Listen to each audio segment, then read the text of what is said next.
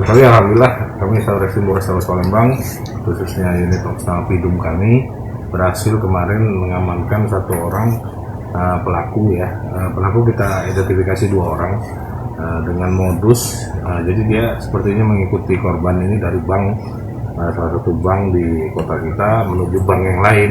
Dia mungkin sedang ambil uang di tas, ditaruh di dalam tas. Uangnya kalau menurut korban kerugian sekitar 20 juta uangnya di dalam tas. Jadi si pelaku ini saya bilang, itu ban mobil kamu kempes. Sehingga korban meminggirkan kendaraannya dan siap-siap mau mengganti ban dengan ambil kunci roda ke belakang mobil. Tapi pelaku ini turun langsung ambil tas dan korban langsung melarikan diri. Alhamdulillah pelaku berhasil kita amankan 1 orang, identitasnya NM,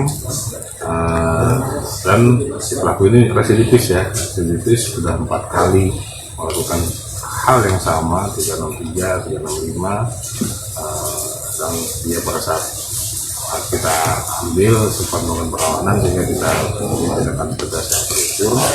Untuk pelaku barang bukti sudah kita amankan juga, ada alhamdulillah kami juga didukung ada CCTV pada saat di sekitar TKP sehingga kita bisa tahu identitas segala macam yang kita lidik.